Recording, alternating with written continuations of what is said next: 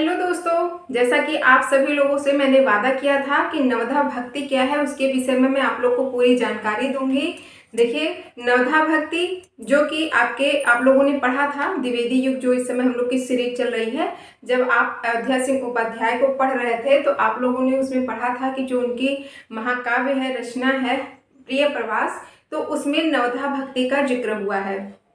तो ये नवधा भक्ति क्या होती है, तो चलिए आज हम लोग इस वीडियो के माध्यम से डिटेल में जानेंगे कि नवधा भक्ति होती क्या है। देखिए, भक्ति सभी लोग करते हैं, मतलब नर हो या नारी हो, सभी लोग ईश्वर की आराधना करते हैं, उनकी भक्ति करते हैं। लेकिन भक्ति कितने प्रकार की होती है तो उसी के बारे में बताया जाएगा। नवधा भक्ति का मतलब होता है 9 प्रकार की भक्ति। ठीक है, तो चलिए देखिए नवधा भक्ति के विषय में दिया क्या है।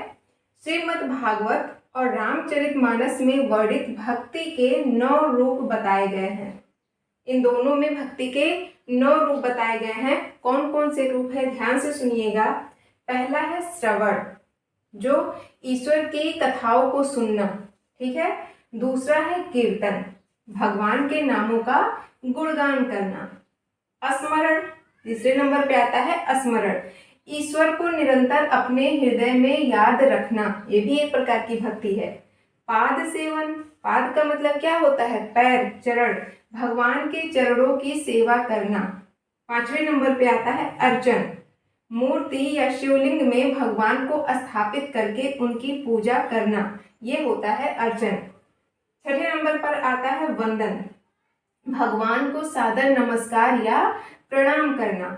दास्य, भगवान का दास या सेवक बनकर उनकी सेवा करना, जिस प्रकार से रामचरितमानस में आप लोगों ने पढ़ा था, तुलसीदास श्री राम के मतलब तुलसीदास स्वयं को उनका दास मानते हैं।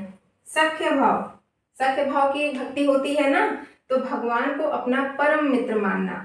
और 9वां है आत्मनिवेदन, सब कुछ भगवान को समर्पित कर देना।